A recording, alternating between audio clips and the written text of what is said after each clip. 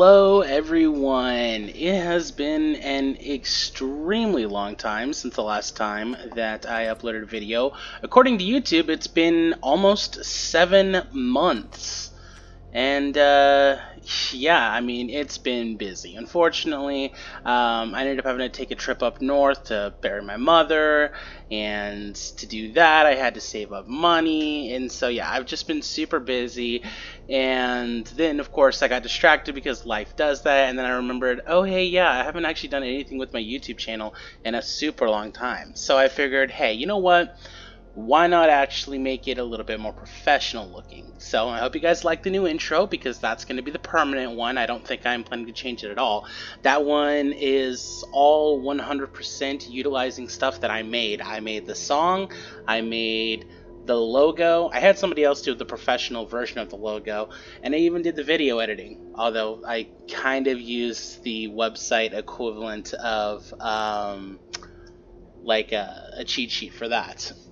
So, with all of that said, I'm really hoping I can start being more consistent with this channel, because it seems like a lot of people like the stuff that I make. But regardless, we're going to go ahead and start with an exciting new deck.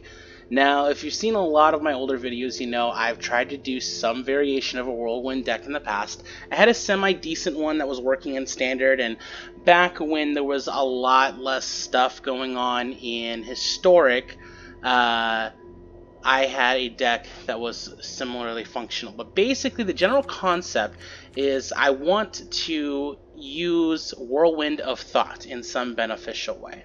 Now, there are a couple of obvious payoff options, but the thing that was always holding this deck back from being good was just a lack of consistency, a lack of being able to make the early game count.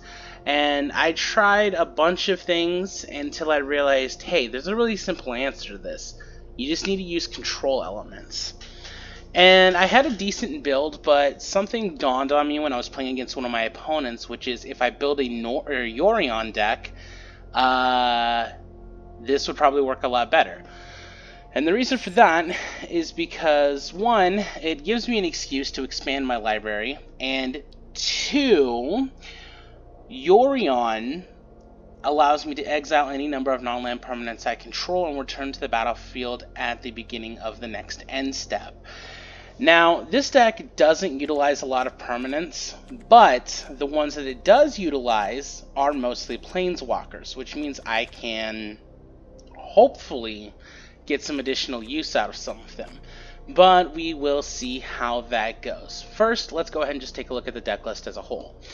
Alright, so before we begin, I want to state that the purpose of this deck is basically to draw a ton of cards and get benefit off of it, while also controlling my opponent's side of the board to prevent them from being able to get ahead of me before I have a chance to utilize the payoff. Because unfortunately, most of the payoff takes quite a bit of time to utilize, or to work, essentially. Because our payoff is basically Ominous Seas, and the Locust God. And yeah, that's essentially it. I mean, we don't necessarily need both of those to win, but those are our primary win cons. So let's go through it. First of all, we have 4 copies of Negate. I'm not super concerned about creatures because I have removal options, but it's non-creatures that I'm really concerned with, so I figured Negate was a pretty good option. Plus I have the cool artwork, couldn't pass it up. We have Omen of the Sea. I don't like this card, but it is at flash speed, and it is something that has extra benefit if you target it with Yorion. So it's in here. I might actually reduce its usage at some point in time. I'm also just realizing this is not the beginning of the list. Yeah, here we go. So I also have 2 copies of Wizard Class. The only reason why I have this in here is because of the first effect, which is you have no maximum hand size. But in a pinch, I can mana sink it to get to the level 2, and if I think it's beneficial, I could do level 3. But I've yet to do level 3 at all, and I've done level 2 only like once. I have 4 copies of Play with Fire because it's cheap, quick removal, and it's strictly speaking better than shock, just because if I do end up targeting the opponent, I can get a scry trigger off of it, but most of the time this is just going to be creature removal. Alright, going back to where I was, Ominous Seas. So, this is one of the payoff cards. As it says, whenever you draw a card, you put a 4 shadow counter on it. Once you have 8, you can just remove them, and you create an 8/8 blue Kraken creature token. Now, the extra bonus here is that it can be done at instant speed, so I can do it on my opponent's turn at the end of their turn, and then I'll just have a big beastie ready to go. I can also do it in response to like attacks, so on and so forth. Next, we have Faithful Mending. You gain 2 life, you draw 2 cards, and then you discard 2 cards. Normally, I don't like looting effects, but in this particular instance, it works out super well. The life gain does help save us, and then the extra benefit is it has flashback, which means we can cast it from the graveyard.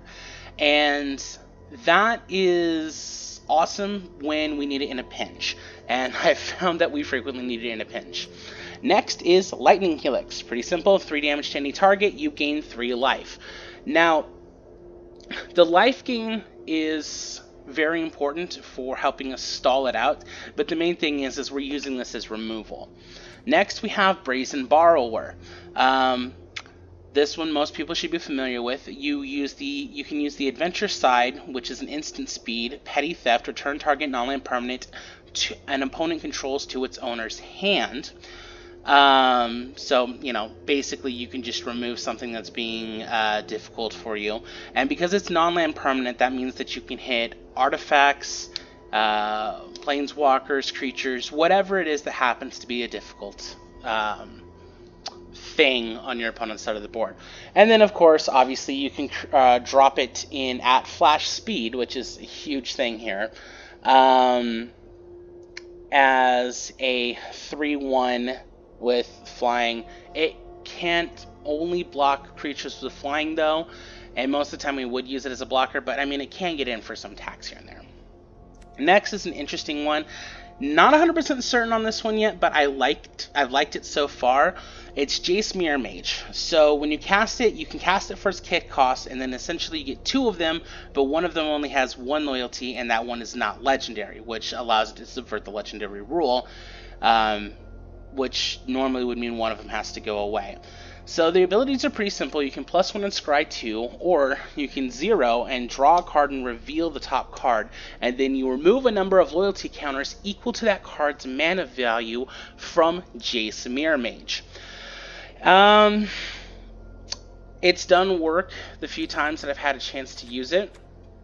It's not my favorite, and I might eventually replace this, but it did seem like it fit the deck. I wanted more planeswalkers, and I need stuff that focuses in on drawing, and the best part is it actually isn't all that expensive when it comes to mana.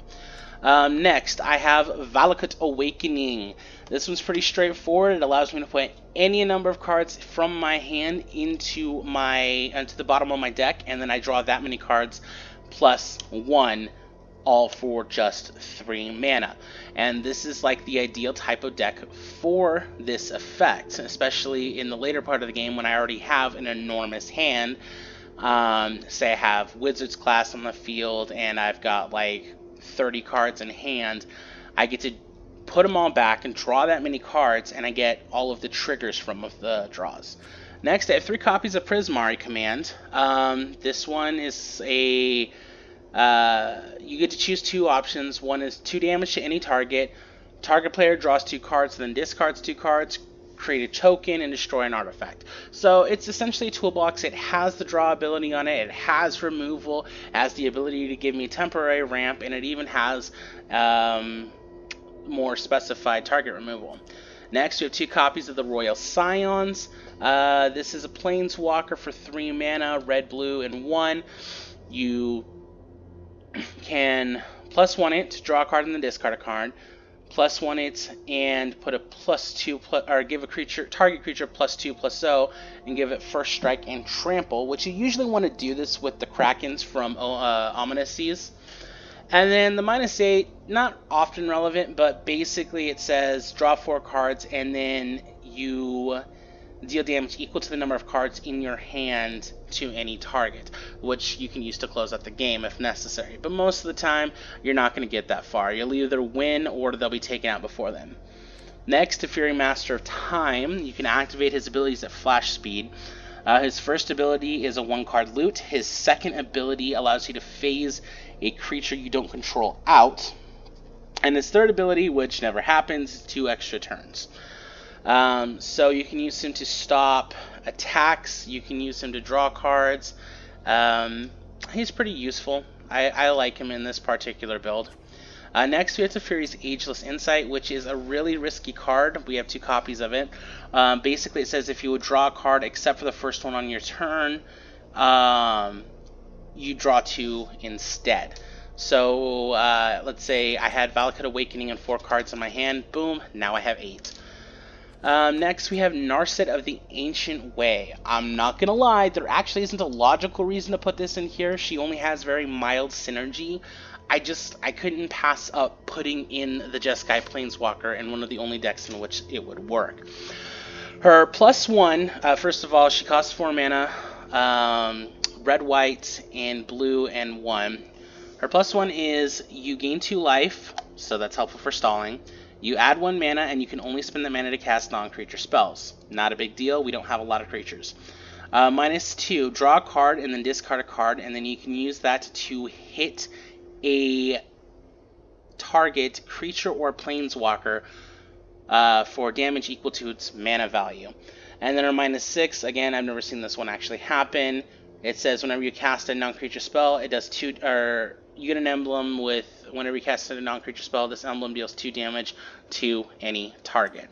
Next, Whirlwind of Thought. This is our centerpiece card. Whenever you cast a non-creature spell, you draw a card. And we will be drawing a lot of cards because we only have a total of 7 creatures out of 80 cards. And then finally we have the Locust God, which is our other payoff card. It's a 6 mana card, and which makes it kind of difficult to get it out onto the battlefield. But basically, whenever you draw a card, regardless of what causes you to draw that card, you create a 1/1 blue and red insect creature token with flying and haste, and then you have the option to spend 4 mana and loot. But most importantly, when he dies, you return it back to the owner's hand. Now, for a multitude of reasons, I would normally only have 2 of this in a deck, but in this particular instance, because this is an 80-card deck and this is a key win con card, I have 3. It's not like I can't discard 1 if I don't need it.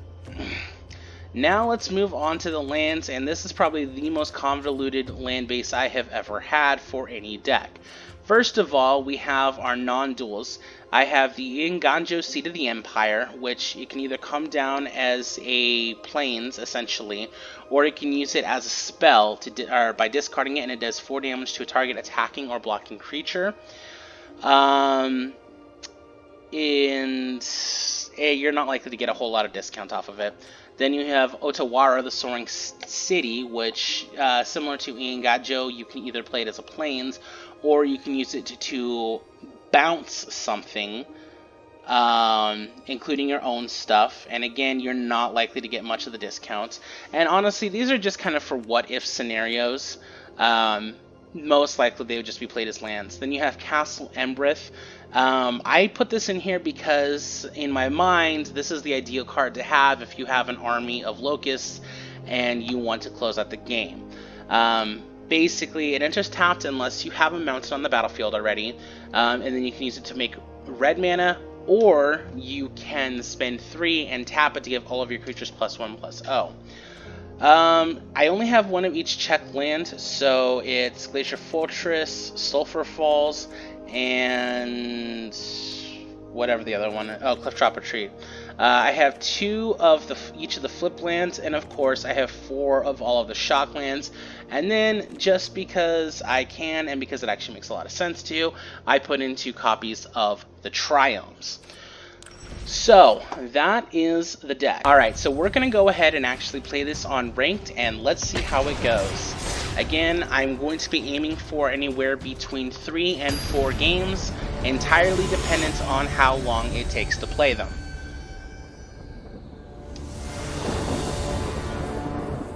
Oh yeah, a cool little thing that you can do, or I realized you could do since I last played, was you can change the avatar and pet per deck the same way that you can the sleeves, so now they all do that. Okay, so right off the bat, this is crap. You arguably have 2 lands. Ooh, you know what though? Actually, since everything is super cheap, well, yeah, it's kind of risky. We don't have enough draw stuff, especially given the fact that Valakut Awakening would instantaneously just have to be used as a land. So this might not be the best choice to keep. I thought about it, but no. Okay, this is significantly better. I think in this particular instance, I would put back the negate because I'd rather focus on setup. So yeah, we'll keep the 6. We will put the negate back, and let's give this a shot. We will shock in the Hallowed Fountain, play the Wizard's class, and see what the opponent has to do. Oh, one more thing. I'm currently using kind of a cheap-ish headset, so if the audio quality isn't great, I apologize for that, but I am essentially just waiting for the stand for my microphone, and then I can actually start using my pro equipment. Okay, our opponent... Okay. Alright. So now we will go ahead and put down a Hallowed Fountain. And normally I would like to hold off, but in this particular instance it only makes sense to play the Ominous Seas. And everything else in our hand draws us cards, so we're just going to have to cross our fingers and hope we get the favor of the card drawing gods. Alright, so our opponent is also playing something in Jeskai. Okay, so everything in our hand is instant speed, so we will... Ooh, but we're missing our land drop. Okay, so I'm gonna play this at sorcery speed. Yeah, I want the Locust God, but this isn't the time for that. Okay, well at least we didn't miss our land drop.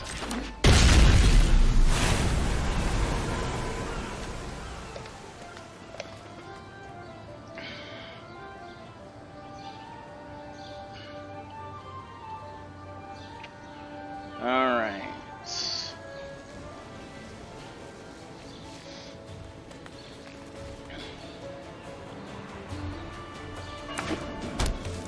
Hey, we'll put down an isolated chapel. They played a Blood Sun, huh? Okay, that really doesn't impact us very much, so I'm not super worried about it. This time we will pass. Because we have Faithful Mending to ensure that we don't have anything wasted, but we also have Play with Fire and Negate if we need to shut something important down.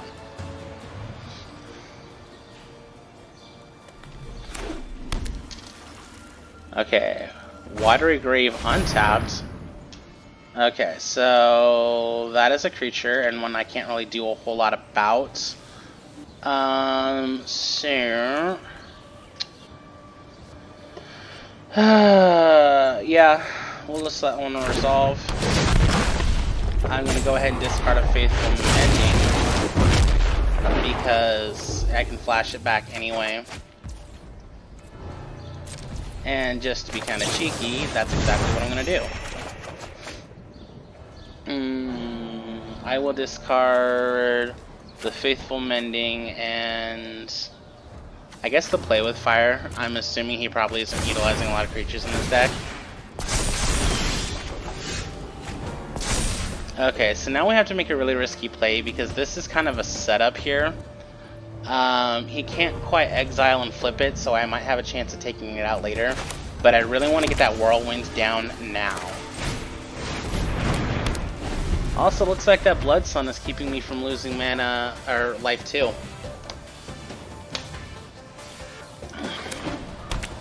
So that's a perk.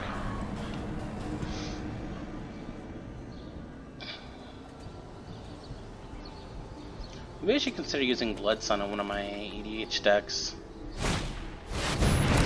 Oh. Is he running a God deck? That could be interesting. Yeah, it really sucks I didn't have a hold up for that, but it is what it is. Okay, so we have the Locust God, and I now have the ability to play Ominous Seas, but I can't really do anything else at this point other than hold up and negate. Mortality suits me well.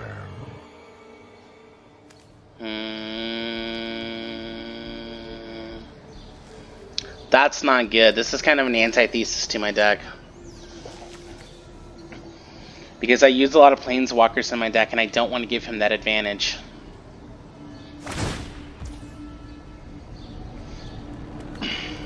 Okay. Alright, that's fine. It's actually not that big of a deal. I can just exile the Ominous Seas. Let your weak minds crumble.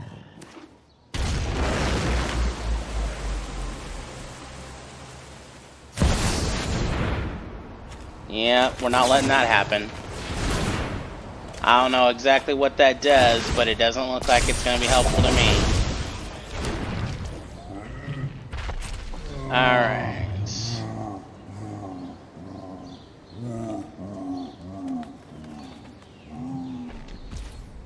Okay, looks like he's anticipating exactly what I was planning to do, which is to attack his Dragon God with the Ominous Seas. And I'm going to do it regardless. Okay, so we only have 4 mana available to us, so we really need to make sure that this all counts. And we also need to make sure we start drawing a lot more cards. So I'm going to start by putting down a Wizard's class. Perfect. Okay, this is awesome. This is exactly the kind of thing I was hoping for. So we're going to put the Nicol Bolas right back into his hand. Alright, put down the Sulphur Falls. We will attack the Dragon God. And this doesn't really take us out of the woodwork, but it does give us an improved situation. Discard a card. What do I want to discard? I really want to go hard into the Whirlwind of Thought. And yeah, I mean, this is a bad time to be having Planeswalkers, so Scions, it is. Ah. Gods can protect you now. Oh no, please don't +1 him. I mean, I have a decent functional setup if he does, but it still sucks.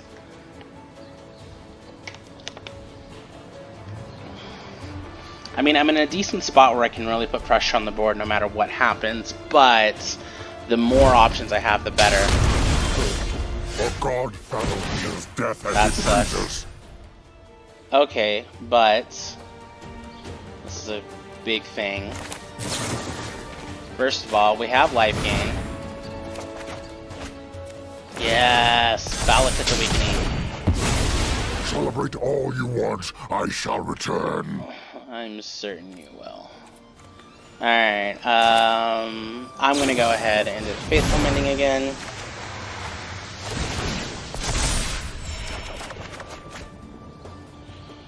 Ooh, I need that land drop. I don't need 3 copies of Whirlwind no matter what.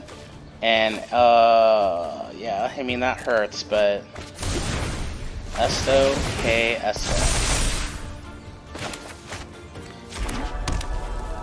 Alright, next, I'll attack.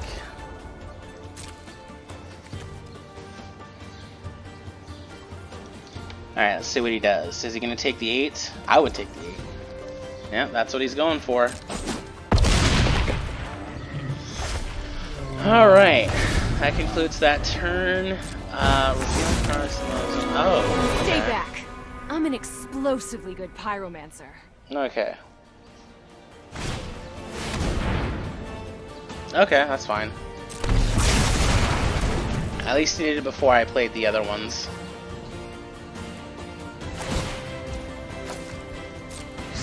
Let's get toasted. That's unfortunate, but we can deal with that.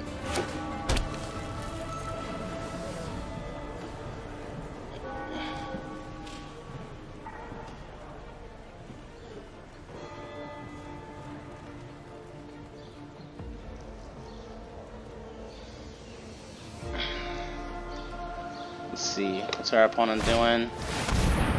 Oath of Kaya. Okay, that's rough.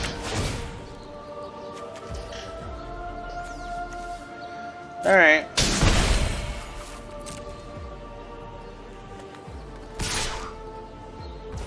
Yeah, this honestly puts me in a bit of a tight spot.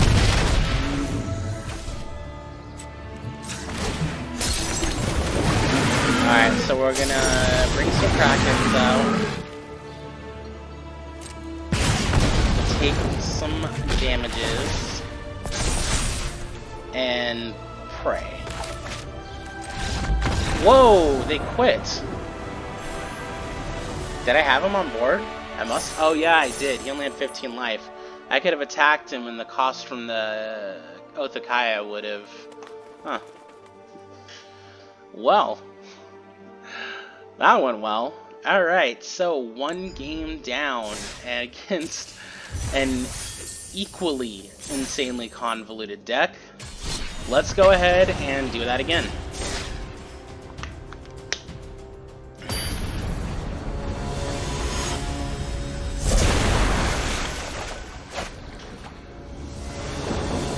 Jig Mini.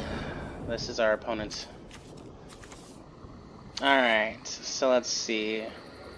I don't like that we don't have any white, but I feel like this is a decent risky keep, so we will risky keep it. And I will go ahead and start with a shocked steam vents and end the turn.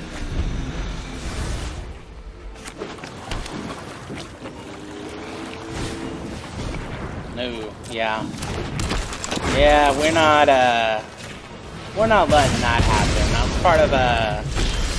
That's part of a combo I don't want to deal with. Okay, so Faithful Mending is an instant. Okay, so I will go ahead and put down a Hollow Fountain and then end the turn. And either I'm going to be using a Lightning Helix or a Faithful Mending at the end of that turn.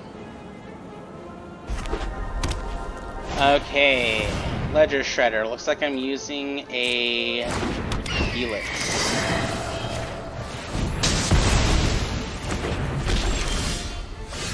Okay, put down a Riverbride Pathway, and you know what? I need some payoff cards, so I am going to... Actually, hold on. I can't cancel the spell.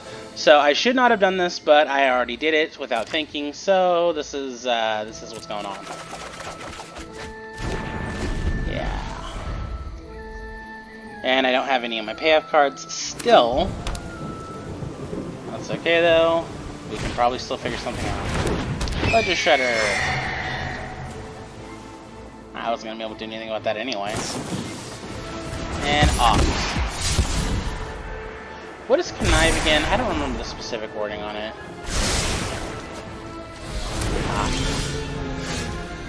Draw and discard. Okay. Well, I do believe in this particular situation the correct move is to play the Sacred Foundry and end the turn. That way I have my bounce and my counter options open, and then if I don't have to use one or either one of them, I can play Omen or Faithful Mending. Expressive Iteration, I thought that was banned. We are not allowing that.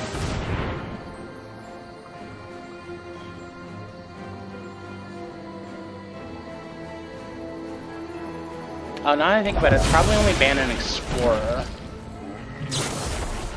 Yeah, that's one I haven't really bothered with yet. The trigger's already there. So, I mean, yeah, sure, that's fine, whatever.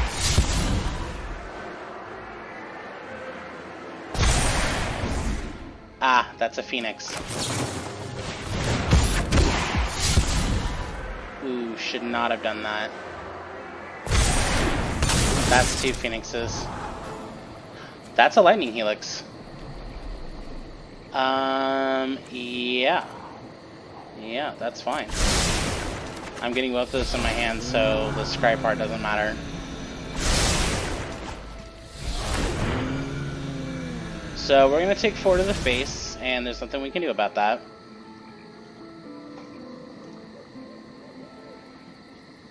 With any luck, they will. Never mind. Oh no. Now we're taking 10 to the face. Shoot.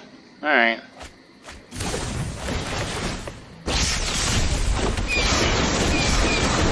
You know,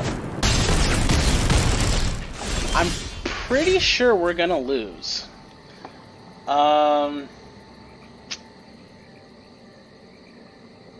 I'll get life off of the Helix. I think I'd rather bounce the Arc-like Phoenix so they have to work around it.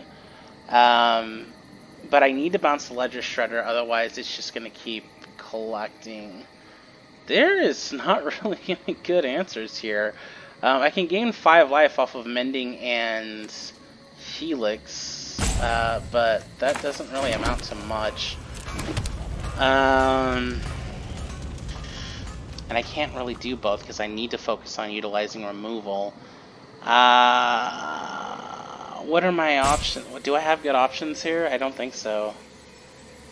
I really don't think I have good options here.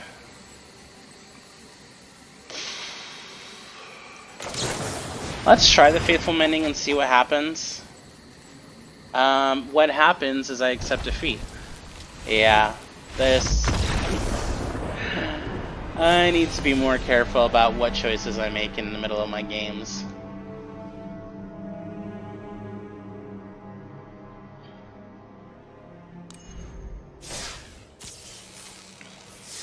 So, let's go ahead and do one more since we're already approaching a pretty long video. And then see where we go from there.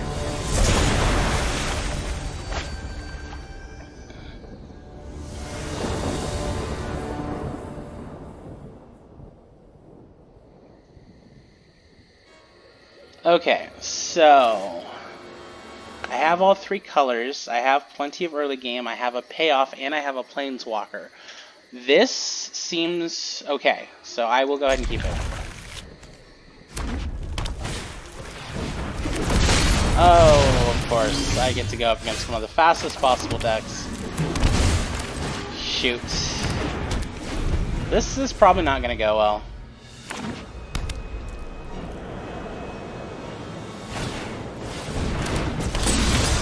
Yeah, as it is, I already need 2 burn spells, and I have 0 in hand. Ah, well, I now have 1 in hand. That Robber of the Rich really doesn't need to hang out. And... yeah.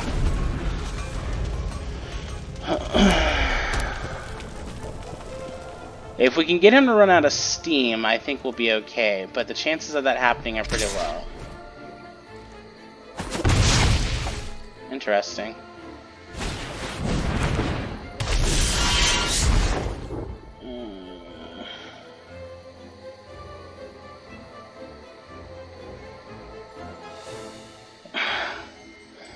I don't have any good draw at the moment.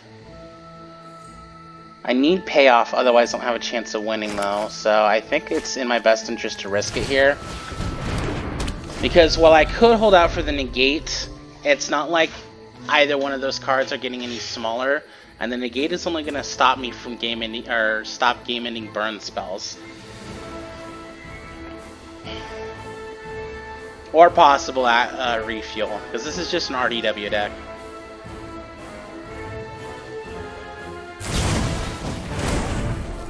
Okay, well it could have stopped that.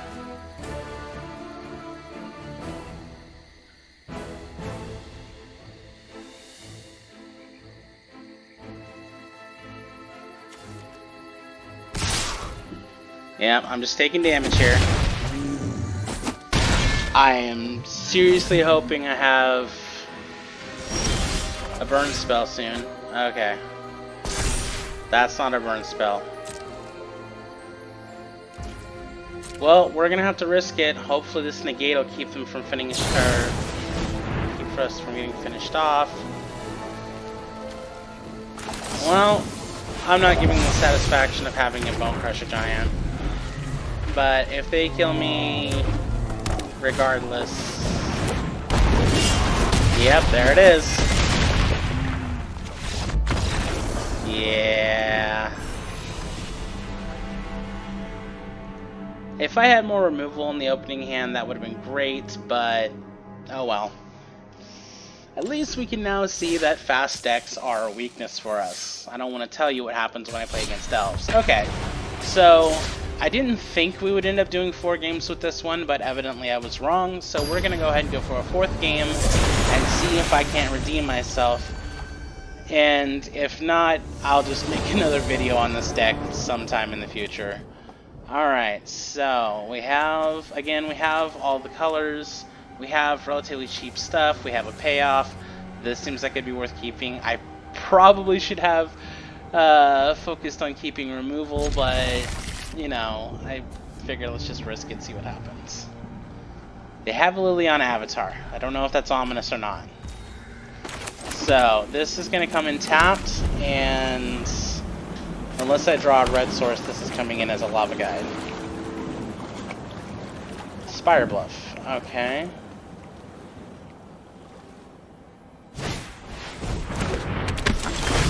Dragon Rage Channeler, not what I like seeing. Okay. Well, actually, this is a lot more typical for me. So I will go ahead and play an Ominous Seize. So I can Valakut my entire hand next turn if I feel so inclined. Amusingly, I've not yet played Yorion in any of these games. Okay. I'm guessing this is probably another Phoenix deck. It's got the colors and it's using loot and similar situations. I considered using Faithless Looting in this deck, but I need to focus more on maintaining early game removal options, so it really wasn't important to me. Alright, well now they have an island.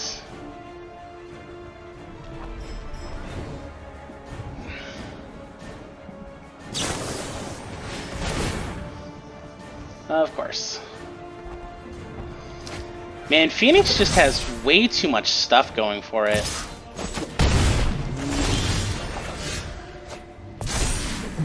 It is quite possibly the most pushed deck I have ever seen. Alright, we're going to go ahead and end this turn because I'm either going to negate something or I'm going to be playing Valakut Awakening.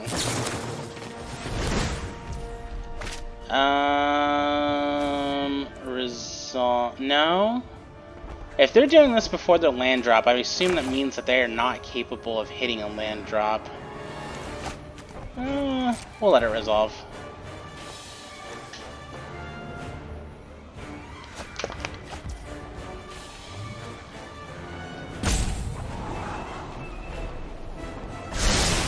Now that I think about it, all things considered, since I have an Ominous Seize down, it's probably better to play Valakut Awakening if possible. Okay, that one really ought to be negated, so I am going to negate it.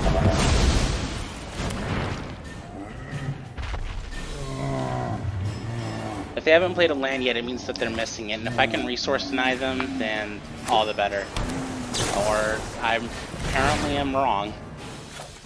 Yeah, I should have played Valakut Awakening there.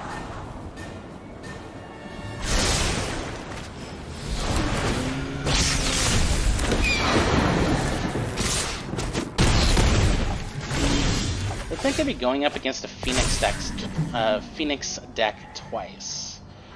Okay, so right now Valakut Awakening without playing a land can get me 5 hits. With playing a land it gets me 4. And I could potentially die in 1 turn. So I'm gonna have to take the risk either way. I think the correct move is play the Rogwan Triome and hope for the best for me and the worst for my opponent.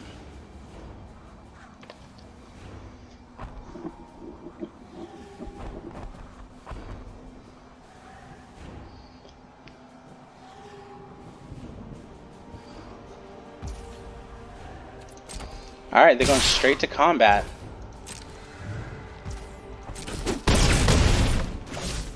That's good news for me, because that means they didn't have a way to get another Phoenix, so we might have a chance of survival. Unless they're capable of doing something that would burn me out. Well, at the very least. That's a weird card. I don't think I've ever seen this played in any deck before, let alone a Phoenix deck.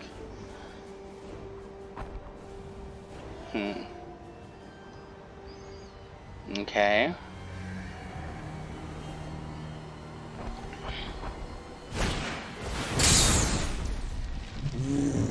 Alright, whatever.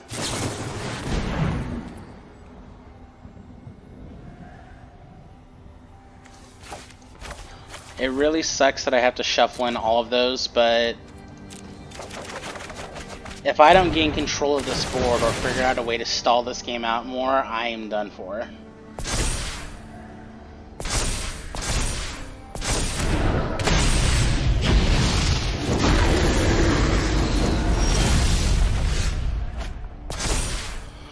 Okay, well, that did not happen, unfortunately. I have stall options. I guess that's something. Something is better than nothing. So, basically, I can gain life and I can bounce something, and that's it. The good news is by playing Faithful Mending, I can use the Ominous Seas, so I have a blocker for the Ox of Agonies. Brazen Borrower is going to be my best defense against the Arc-like Phoenix. So let's see how this plays out. Hopefully it plays out exactly how I'm hoping.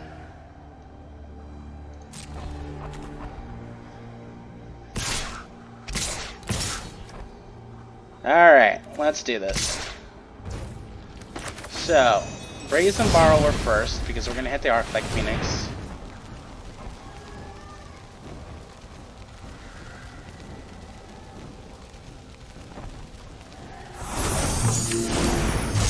Then Faithful Mending to get the draw trigger so I can make the... Oh no. Yeah, well, that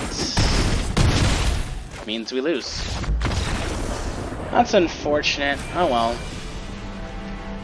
Well, unfortunately, that concludes this particular video, and hopefully in the future I can do a remake of this video. Maybe I'll work out some kinks, make some changes to the deck. If not, oh well. I do have several other decks to show off later, and I guess we'll get to that when we get to that. But in the meantime, thank you for watching and have a great rest of the day.